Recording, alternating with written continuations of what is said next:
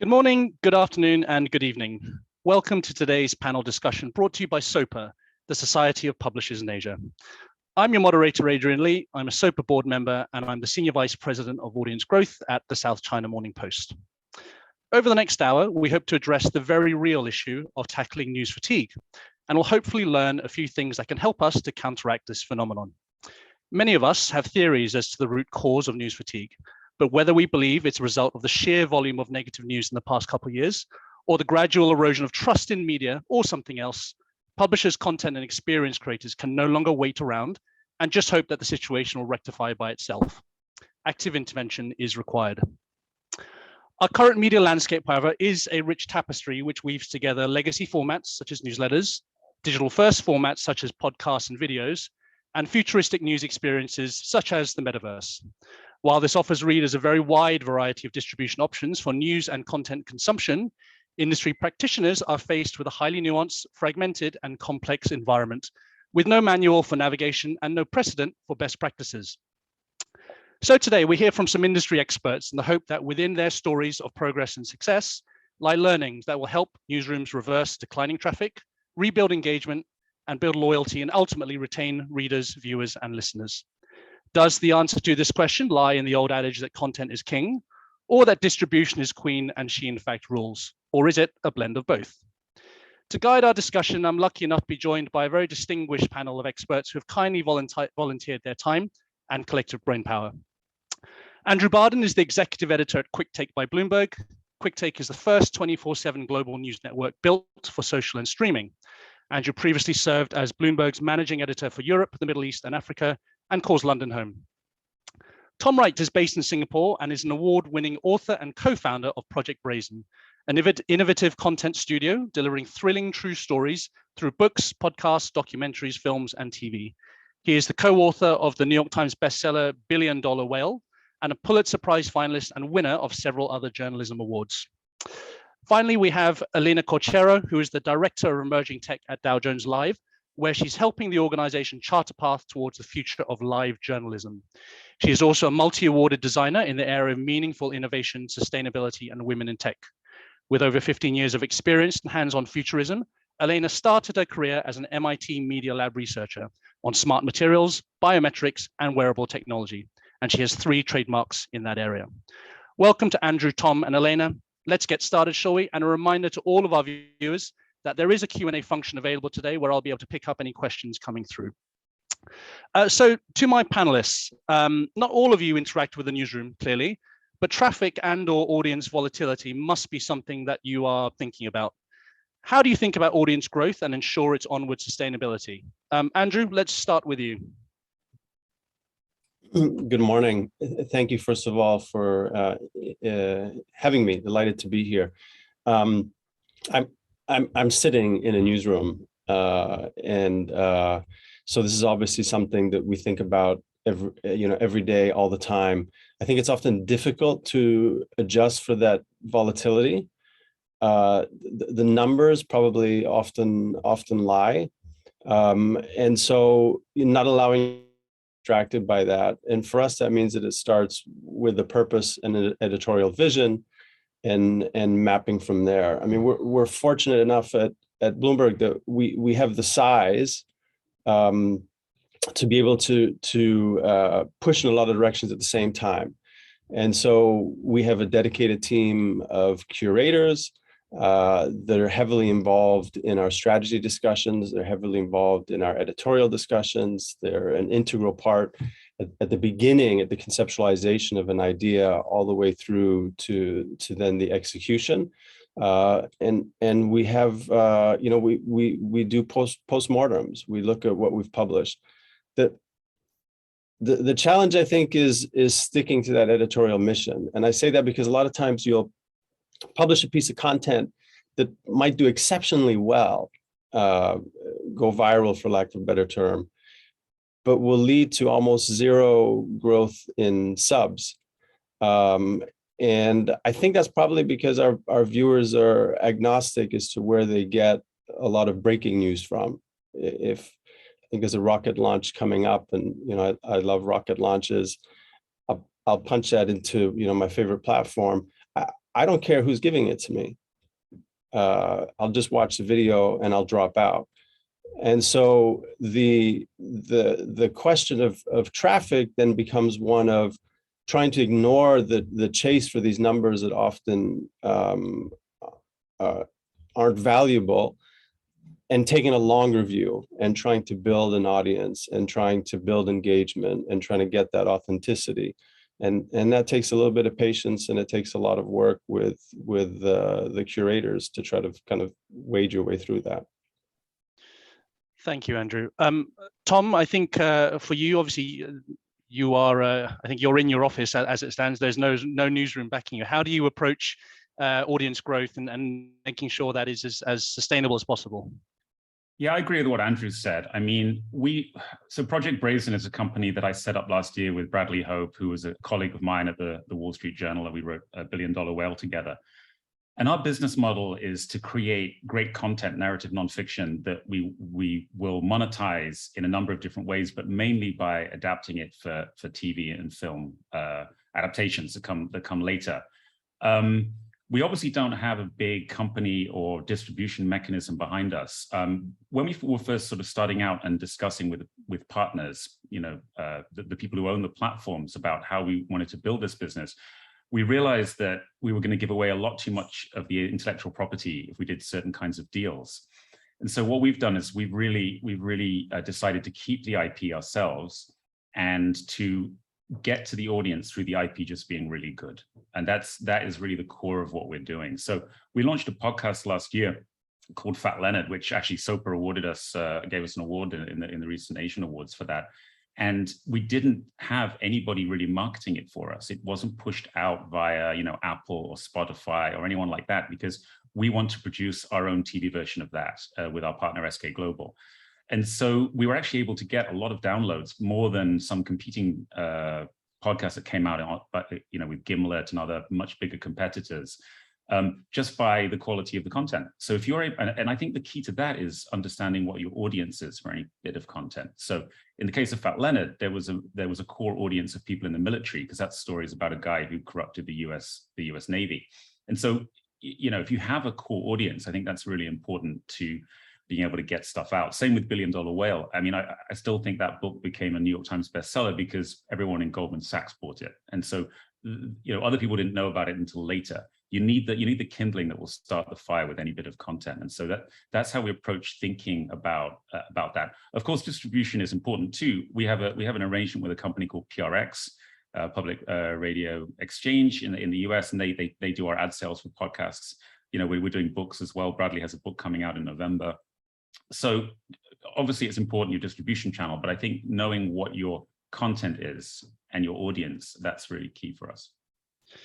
Thank you, Tom. But just before we move over to Elena, obviously you've spoken about $1 Billion Whale. Clearly the news within the last couple of days around Najib Razak, that must be, I don't know, is it validating the fact that, there was such a very strong, intense reaction from him and his team back in, was it 2015? And obviously this is now looking like it's reaching its conclusion. What are your initial feelings and emotions based on the news that's been breaking? We could go well off subject here. Yeah, no, I mean, it's good. I mean, it's there's only 2 places in the world that have jailed anyone in the 1MDB case, and Malaysia is one of them. Singapore is the other. No one from Goldman Sachs has gone to jail yet. Nobody in Switzerland's gone to jail. And so, the fact that Najib last night was taken to jail and he's in jail right now, presumably in an orange jumpsuit, is pretty amazing, to be honest, and not all that expected. So yeah, the system held in Malaysia. Great. Elena, over to you. Clearly, for someone who's working in the events industry, events for effectively one primary reason has had a huge amount of turmoil, especially the in-person part. So I can only imagine what it must be like to try and build kind of almost futuristic event experiences while the entire in-person events industry itself is trying to get back on its feet. So how are you thinking about driving attendance, and how are you thinking about the way that you are talking about those types of events to potential in-person attendees? Thank you. It's great to be here today in a great panel. Thanks a lot. So I was actually brought into the team at the Dow Jones Live team specifically to bridge that gap and to kind of invent the future of, let's call it hybrid for the moment. No, what happens when people has multiple choice, when people can decide, do I go in person, do I stay at home and enjoy it online? And you kind of have to be able to create an incredibly engaging experience, independent of where people decide to be. So it has been quite a challenging transition, but we have managed to create really exciting solutions, which include even virtual reality, digital twins, and you name it. So I think one of the difference with what we have been talking about in terms of content creation is that live journalism and events, it's more about facilitating an environment of discovery and participation. So it's not one way. It's to feel present, to feel engaged, to feel you're learning, you're discovering, and also that you're making meaningful connections. So it's a complete kind of different task. And community building is kind of the core, the core focus, how you build this community. How, in a way, participation turns the experience in something more decentralized, that is not so controlled and so centralized, and how you have to truly add value because you want people to come back, you want that loyalty. And when people go to events, often is because of the rest of the people that are around. So it's more about quality than quantity or ticking the numbers. And I guess that's a place where we see a big difference between content creation that is more one way to this participatory, facilitating that environment. And we are very lucky that there is a lot of technologies today in most people's hands, just in a mobile phone, that allows you to do more immersive experience. And what we are exploring in live journalism is how we move from audio video into spatial technologies, and spatial audio and AR and so on. It's a very exciting time. So let's talk a little bit about community. Some of the channels that you are looking at, virtual reality, augmented reality, metaverse, are the broad principles around how you're growing community largely similar to what happens at an in-person event, or actually have the principles actually completely changed because of the format that you are trying to engage with users? Actually, it's not that different. It's different in terms of the target group, because some of these newer technologies and spatial technologies are already being used by a different audience that perhaps is not the traditional Dow Jones audience or Wall Street Journal audience and so on. So in a way, that is for us an opportunity to tackle new audiences. But it's not that different because, again, it's about creating an experience that is participatory, where people can discover. And what is good about spatial technologies, I believe, is, especially on the education side and in the knowledge transfer side, is that by being immersive, they are more intuitive. And by having people being more active and more present, it's not so easy to be like multitasking, doing a million things while you are trying to digest that content. You are truly present. So the meaningful experience, let's say the learning, the memory, I think, yeah, the word I'm looking for is just a more memorable experience. So in a way, it has a lot of similarities on how you approach live. And the marketing is what is different, because you have to reach people where they are at. I think that's one of the complexities today with all the variety of products and platforms that we have, is how do you reach people where they are at? And that's newer, perhaps. And I guess one of the things that must be very challenging is, in some cases, you're trying to promote an experience or an expectation that's completely novel to a number of people who haven't engaged in VR or metaverse. How do you actually go about trying to explain something to someone who hasn't actually experienced that before? That must be a whole different kettle of fish in the way that you think about the go-to-market and the attraction and the value prospect, if you like. Yeah, I think there are things in terms of technology adoption as a whole, and technology literacy. We have a lot to kind of thank to the pandemic, where before some people were very tech adverse, and will not want to try VR, will not want to do anything like this. Somehow, during the pandemic, I believe that a lot of people have lowered all those barriers, and a lot of issues that technology adoption had in the past were not about the technology being ready or being good enough or even being affordable enough. It was social factors.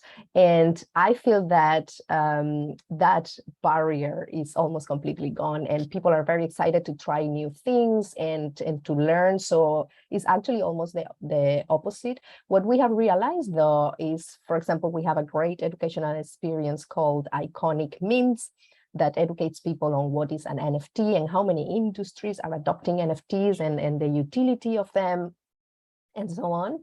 And what is very interesting is, of course, everybody has heard about VR. Most people has tried it today, or you have heard about NFTs and so on, but not necessarily people truly understands these new technologies and possibilities and products and services, or how they can impact their own industry. And many people will be like, oh, I have a VR headset at home, but it's for the kids.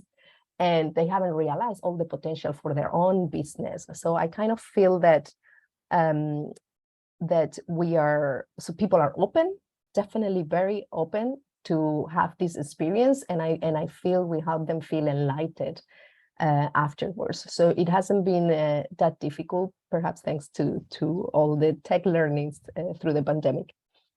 Great, thank you. Andrew and Tom, we'll go with Andrew first. Similar kind of question. Alternative forms such as video and audio, and the way that you think about them against more traditional media channels such as a TV and radio. How are you approaching that from your end? Andrew, we'll start with you.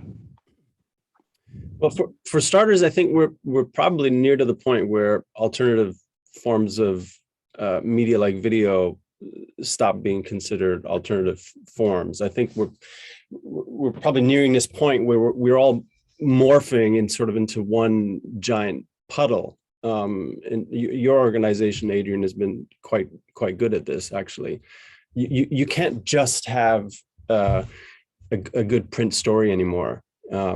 We talked a little bit about giving the audience the content where they want it, but in the case of Bloomberg, we also seek to make the whole experience much more immersive. So is that graphics, is it photos, is it a podcast, is it a video, is it like Elena just touched on, if the story is big enough, why not a live event and après-ski party to discuss the content, and so it's really just being very, very ambitious in how you want to tell that story. You obviously need to pick your moments when you do that, but after Scoops, I don't think anything will ever supplant Scoops, but it's probably a close number 2 in terms of importance. It builds loyalty. It's authentic. I spoke earlier about how I think people are very agnostic in terms of where they get breaking news. You spoke about an erosion of trust and fatigue. I would agree with that. And so the authenticity, the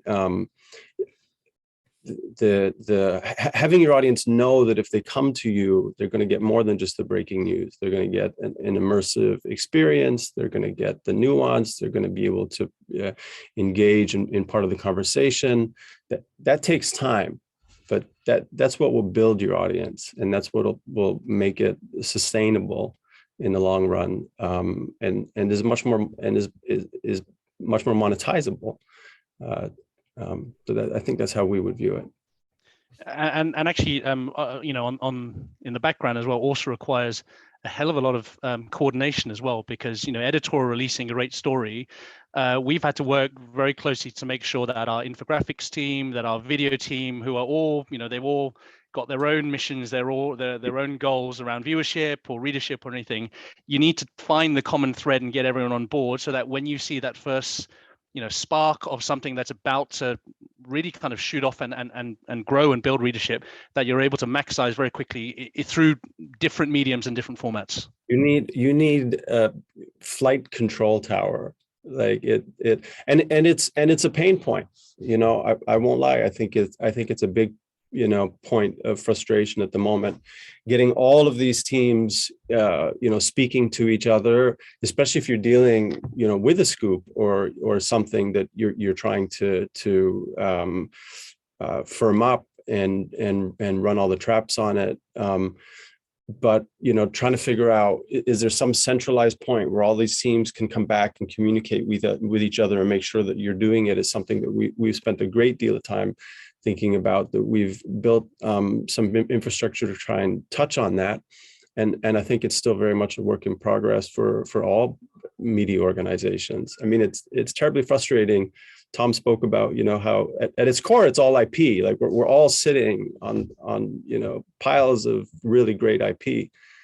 And it's very frustrating when some of that IP comes out and you see it and you're like, gosh, we could have done so much more with that.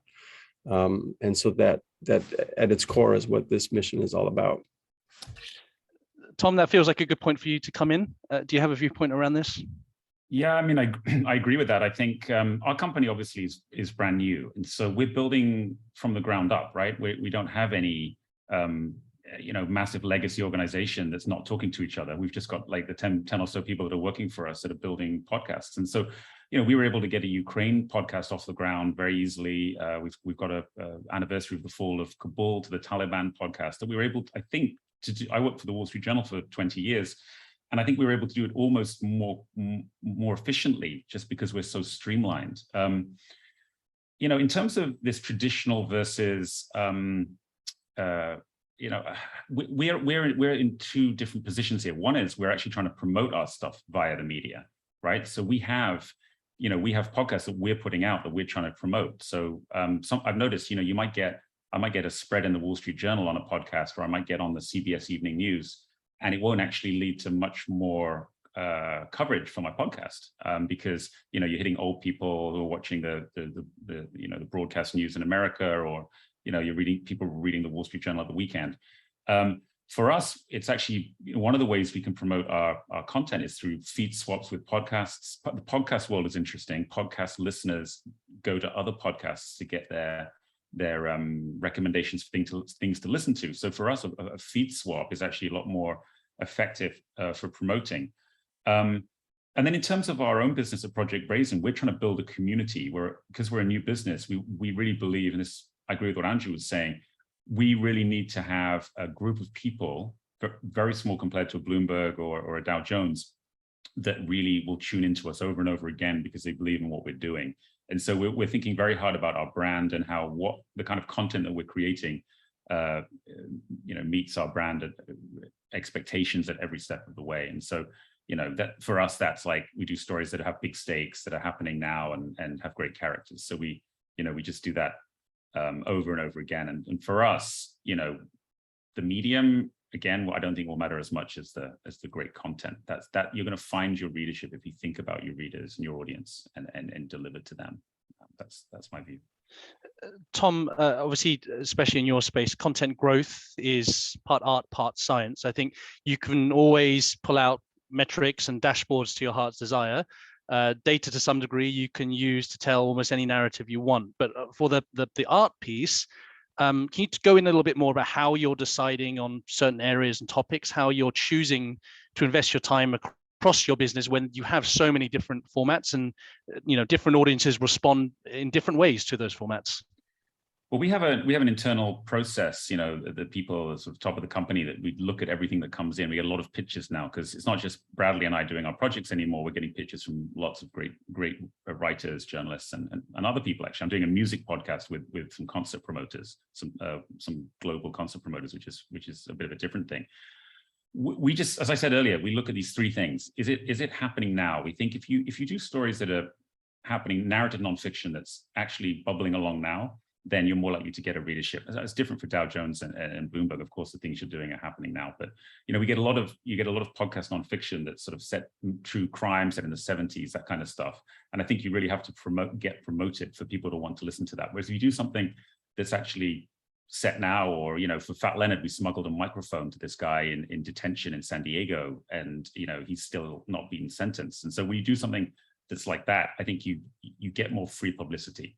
Because you'll end up getting covered as news. It's not that easy to do, but if you can do it in an investigative way, you'll get more.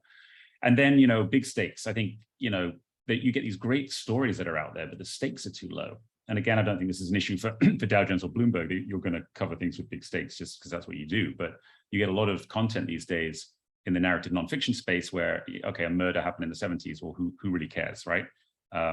Maybe the story is so good that the lack of stakes doesn't matter, right? That you'll want to find out what happened anyway. But I think a lot of the time people are tuning out, and we can see that. You can see who finishes a podcast. So for Fat Leonard, we've got very good completion rates. So that's the kind of thing we look at. And then great characters, because we're looking to get all of our stuff adapted. So we want really human characters where you can see a narrative arc in there. Breaking Bad or Saul Goodman kind of degeneration, or can be an uplifting story too. But those are the kind of things we're looking for, and you can see it. You can see it in the numbers, because we do look at the podcast numbers. Do we care? I mean, our main business model is not to monetize podcasts. So with ad revenues, that's fine if we can cover the cost of our production, fine. But we're actually looking to adapt it. So. I think you can have great stories that don't necessarily do huge numbers, but the market is also kind of always right as well. I think a great tale will always find its audience. So we do look at numbers quite closely.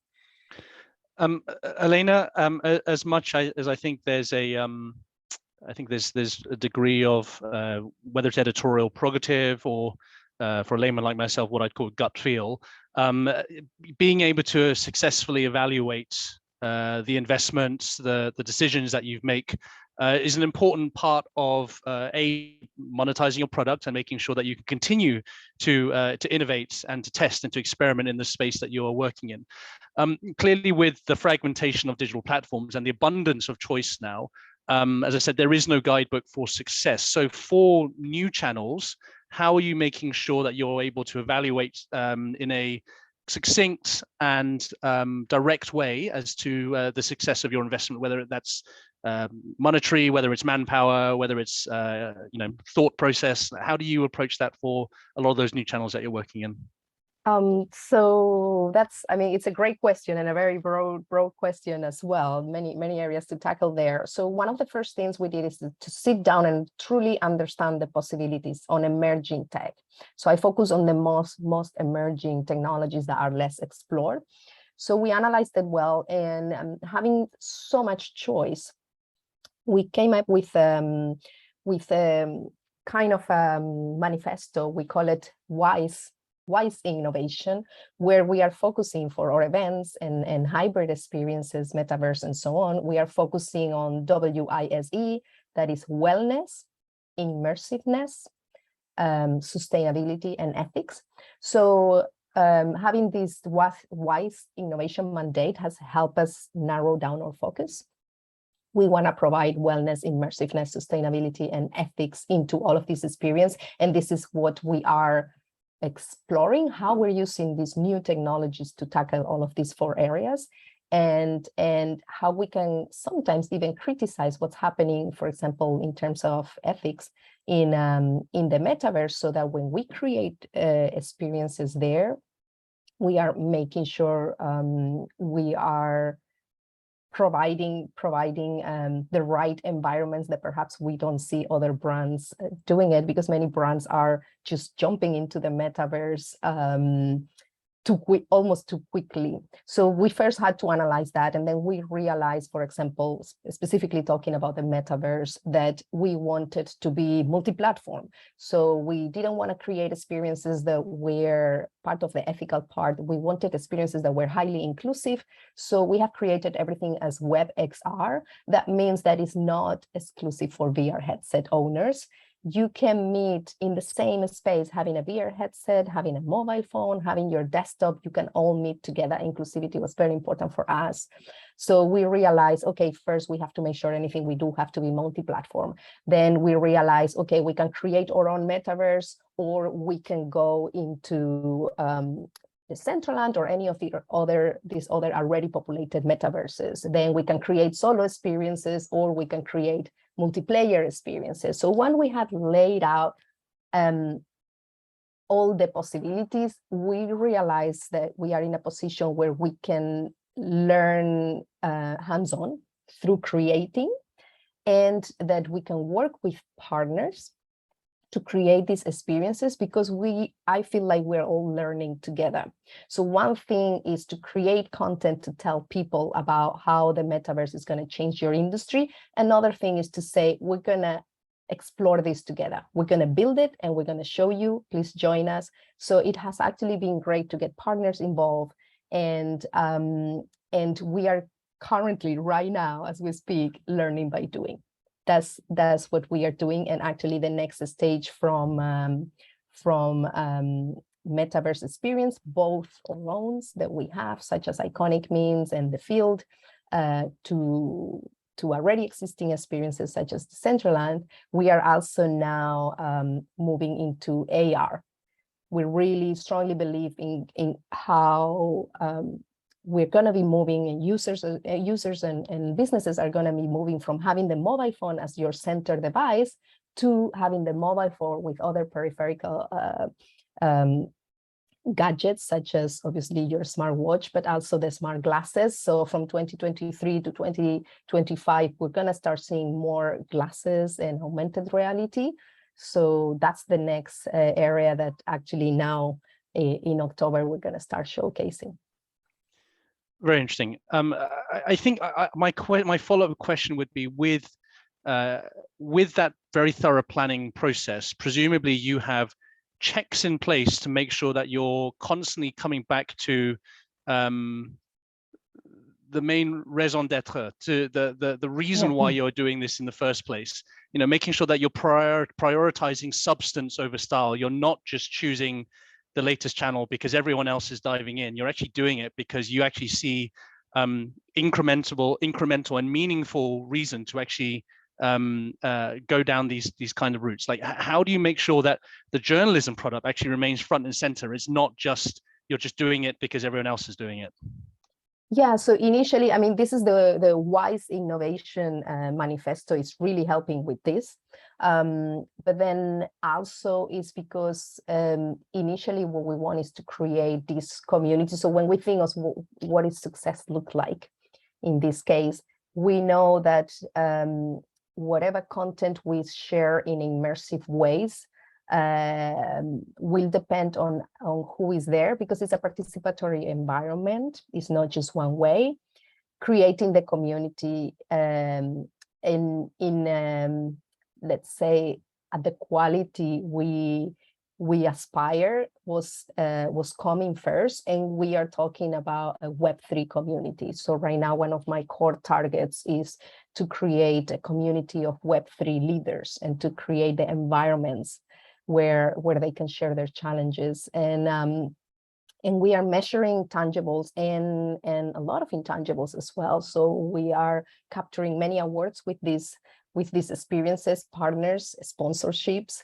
But then we also care a lot about the perception our audience have about how innovative Dow Jones can be. So this is an intangible that we're tackling through these experiences, how we can do innovative partnerships, talent rotation with so many technology companies out there. How do we attract new talent that is highly qualified technologically and so on?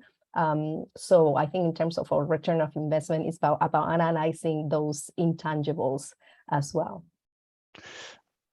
Andrew, as much as Elena has spoken about AR and VR and metaverse, I guess the decision to actually launch a product like Quicktake was a significant one from Bloomberg. Can you talk us through whether there was a particular moment or a particular set of data which suddenly was an eye opener, and you realize that actually there is an audience that wants this type of product?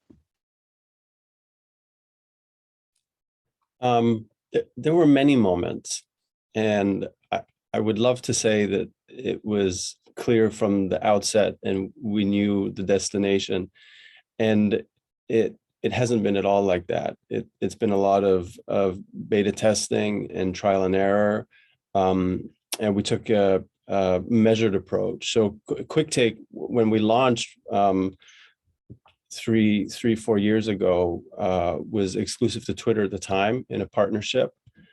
From there, we expanded to the other platforms. From there, it's just been sort of building, and along the way, we've tested things that didn't work out, and we've tested things that have worked out, and we've doubled down on the ones that have worked out.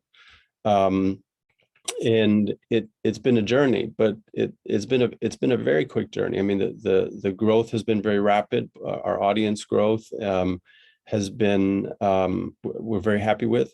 The way that the newsroom is working with us has been great. I think that lots of work still to be done. Asia, in particular, has been great at it. I mean, we've had so many stories come out of Asia that have really just lent themselves to video and all the different formats that we have. We've pioneered a lot of formats along the way. We've done a lot of testing. So to answer your question, that there hasn't been a moment. There's been many moments, including this morning, and I'm sure there will be many more. But you can also see from an industry point of view that everybody's sort of now moving in the same direction, and so there's a bit of a herd forming, and so you've got to stay nimble, and you've got to kind of keep pushing ahead. A very generic answer, but a truthful one.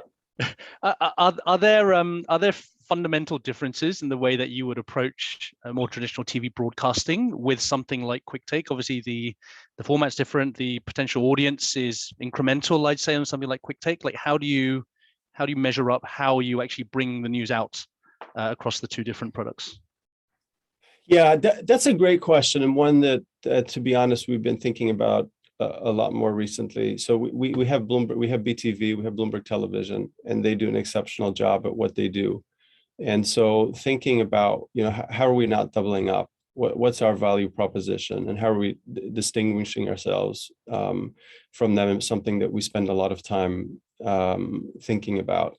In the case of Quicktake specifically, and this speaks to kind of building your audience. We want to be seen as a place where people will come to understand the news. So I firmly believe that, as I said earlier, people are agnostic as to where they get the news. I don't think that they're agnostic in terms of where they turn to understand their world. And we want to be seen as that place where you can be informative and entertaining, and not take a traditional approach. And that can be very low cost. That doesn't need to be highly produced. We have the advantage of having reporters almost in every country in the world. They all have cell phones. That's about all that you need at the moment. And in many cases, your audience will respond better to that than if something was highly produced, because it feels authentic. It feels like, it's like if you think of your smartest friend, we all have a smartest friend, and how they would explain things to you that were very complicated in very simple terms, and make you feel part of that conversation, and not feel like you're being spoken down to. And that's sort of what we're trying to achieve in simple terms at Quicktake, is you figure out, the news cycle is intense. We pick our moments. Where can we come in?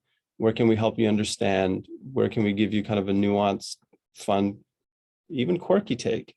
And people will come back from that. And I think that's how we would, to answer your question, aim to distinguish ourselves. And presumably, I also think, by the way, Adrian, it's more monetizable. which is something that I work very closely with our sales team, and is something that obviously newsrooms have struggled with, as long as the two have existed. But that sort of content is content that is more monetizable, because you can't easily replicate it. It does not become a commodity immediately overnight. And that's probably something that Tom is thinking a lot about. I mean, you can't replicate what he's done. This is IP that you can only get in one place, and people seek that out.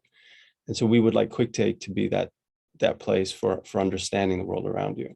Well, if I could, yeah, let me just follow up on that, because sorry to break in, but I think that's a really important point about building audiences, Andrew. If you could do a story in a way that nobody else is doing it, then you will get the audience. And it doesn't necessarily mean being first either. I mean, it can be like you're almost describing like a Vox, like Ezra Klein kind of thing. You're going to explain the world to people, and that can be one way in. I'm sorry to keep going on about Fat Leonard, but to go back to Fat Leonard, I mean, that story had been out already for many, many years. It had been in the Washington Post since 2015, when this guy, Leonard Francis, was arrested. But because we were able to get hold of him in a certain way and record him in a certain way, we were able to do it and bring a totally different angle to it than had been covered up until that point. And that built us a community for that podcast. So it's not always about being first necessarily, or being even, I mean, it can be exclusive, but it can be analytical. So I think that's where we look at it. I mean, clearly, I think whether it's us or our teams, on one hand, we have a mandate to cater to the diverse palette of content consumption preferences, but we also need to make sure that we're meeting overhead as well. All organizations have a bottom line, and the monetization piece is important. Tom, maybe I can start with you, as you've kind of led with the opening gambit. How do you actually approach monetization, especially if you look at podcasts, which has had a boom of listening? It's maybe a little bit slower here in Hong Kong, where I am, a little bit slower than I was expecting, actually, especially as I think through what happens with our podcast strategy at the South China Morning Post.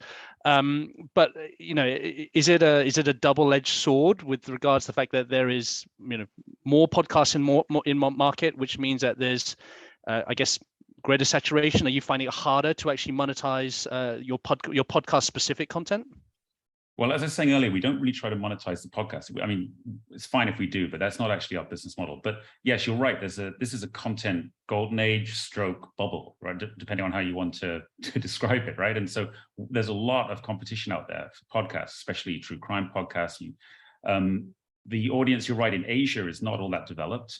We have a whole strategy for developing a podcast to TV and film conveyor belt here in Asia at a sort of lower cost and higher volume. But back in, if you're looking at the US market, a lot of competition. So the way I think, and I alluded to this earlier, the way I think that you can break through all of that, if you're a small company like ours, is just to do things really, really well. I'm sorry if I keep banging the same mantra, but if you are able to just deliver the story in a way that just elevates it beyond what everyone else is doing, I think you'll find an audience for it. And that's just that's our approach to everything we're doing. So we have a podcast coming out. I mentioned earlier, it's like we're working with one of the world's biggest tour promoters.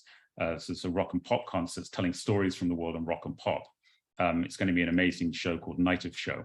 And there is a lot of competition for music podcasts out there, just a lot of, but if you look at them, most of them are chat shows. Guys turn on microphones, they start talking about stories from the road or whatever. So we're taking this view that we're structuring these things, and it goes back to those three things I said earlier. It needs to be sort of happening now, big characters and big stakes. So these aren't going to be big stakes from a news perspective. This is a pop and rock show. But if you take the same approach, when you finish listening to the episode about Prince or whoever it is, you're going to understand Prince better. You're going to have so if we sort of look that way at all the podcasts we're doing, we think you can cut through the noise with that kind of approach. Thank you. We're going to change tack slightly. A number of you have spoken about partnership over the course of the last 45 minutes or so. It'd be interesting to understand how you view the importance of partnership in terms of scaling either rapidly or into different areas, different pockets of audience that you wouldn't normally have access to. Elena, clearly from the technology point of view, that you must be working very closely with all the key technology partners around bringing your experience to life. Yes, exactly. This is where it has been very important to communicate well the strength of our focus and what we're going to create. So it's not just a gimmicky, oh, there we go, more VR, more AR, but exactly to make it meaningful. And the strength that Dow Jones already have, the trust, obviously. So bringing these two together, we have been very lucky, to get partners involved, especially now that we are starting to explore AR. A lot of these things will be much, much harder to create if you are trying to create it with products that are already existing in the market. Like, how can you show the future that way? It is a lot of the things that we are exploring are still in an experimental phase. So we have an approach that mixes sponsorships and partnerships. And that from the newsroom side has been an interesting conversations, because you have to think there is the ethics of the newsroom, which are extremely strong in Dow Jones, together with then actually partnering with a specific brands to create experiences.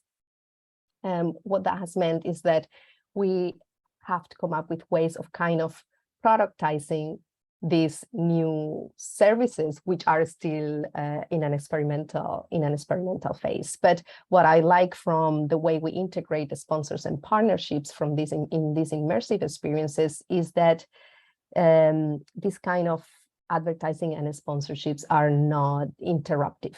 So I think as a whole, especially on the text article part, we all imagine this future where you don't have interruptive advertising, that it's in the middle here, there, but that is actually fully integrated in the experience. And the way that this advertising can be integrated in experience is through the stories that you tell, but also you have to imagine of all the unlimited space you have in an immersive experience where these partnerships can shine. So it's still very exploratory, but it's about making these partnerships and sponsorships truly meaningful and integrated, instead of just an add-on or a logo here, and so on. I have on my calendar a weekly call that's literally called partnerships, to give you an idea of how often we think about it. I think about it daily, and in the case of Quicktake, that could be partnership with platforms. We've partnered with Twitter, I think, to great success, and we see them as a very valued partner. We're partnering with outside talent. So we have the show currently with Emma Barnett, which is an interview show. Emma Barnett has a weekly show. I mean, she's not a Bloomberg staffer, but we have a show that we internally produced and that she hosts. We have a show that we announced recently with Cal Penn. He's an American actor, an Obama administration official, which would be all about climate change and climate solutions. So we're very open to partnerships and view it as really key in our success. And I think that this is something that you're probably seeing.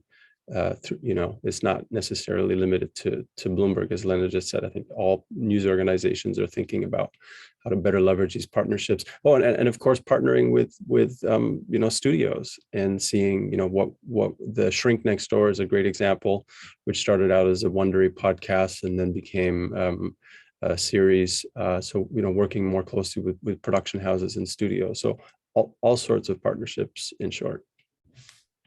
Yeah, our partners are the journalists that we're working with. We find helping them finance their shows and sharing the upside with them, and that's a really exciting thing for us, because we believe we're giving a more fair deal than some of the other platforms out there that work with individual creators. And so we've got I said earlier, our main business model is this sort of adaptation route, but also we do have some always on podcasts that we're doing. We're launching a podcast with Kim Gattas, the former BBC journalist and Middle East expert, called People Like Us. It's going to be sort of focused on the Middle East. We have the music podcast I was talking about, which is a partnership with that we'll announce soon. And so it's the partnership between the content creators and Project Brazen that we're most excited about. We also have a partnership with PRX, which is the way we distribute our podcasts. And they're a very, very good partner, a solid partner for us, because we can get the stories out there without giving up all of our IP. As I said earlier, when we first started this business, we were given, we'd have these Zoom calls in the pandemic, and people would say, well, we'll do your show, we'll finance it, but we want 70% of the IP. And that was not working for us, because we believe, our IP library is going to be the future of this company, and your ability to create great content is what's going to make you, sink or swim. And so partners that they don't want to just take a massive bite out of your apple, though. That's an important part of our business plan. Thank you very much, all. Based on time, I think we've probably got one last question that I'll ask. It's probably actually primarily Andrew and Tom that will be able to respond to this one. But I'd say if we go back to the original topic, which is learnings around how we might be able to counteract, or how news organizations may be able to counteract news fatigue, over coverage is actually one of the leading causes. And I think definitely at the South China Morning Post, we've seen initial interest in things like COVID-19 news completely drop off. I think every now and then, when there is something which is highly transactional and highly functional, you get a 24-hour spike, but no one really wants to read, opinion news about where the future of COVID is going in a zero COVID city. How do you believe content and experience creators can gauge where to draw that line and know when their audience has had enough about a certain topic, regardless of how alluring or how engaging that particular delivery channel is? Data is clearly helpful, but is it the only way to make that assessment? And then I guess I'd ask, are there any personal success stories where your journalistic prerogative has actually flown in the face of data and actually has continued to show up, the data monkeys who are telling you to do otherwise? Andrew, I'll go over to you. Well, I do agree there's news fatigue, and I don't mean to be pedantic here. I almost think that it's news cycle fatigue. I mean, over the past 3 or 7 years, it's been absolutely draining to kind of open your news feed. The news out of the United States has been intense. You talked about COVID, the climate change. I mean, how do you keep it's been absolutely exhausting. And so I'm a journalist, and I find myself in the morning when I turn to my phone being sort of like drained before the day even gets going. And so I think I don't blame the audience. I think what we can recognize is, while there may be this news cycle fatigue, there is still a great appetite for news, and there's a great appetite for understanding your world. And as news organizations, you could still do. I firmly believe that COVID is still a story, and of course climate change is still a story. But it's like picking your moments. Where are you going to add value? What story can you tell, or what character can you find that nobody else has access to or nobody else can do, and then going all in on that moment. And it doesn't have to be hugely ambitious. We have a whole team dedicated to content that is 60 seconds or less. And so some stories may end up requiring a full 40-minute digital original.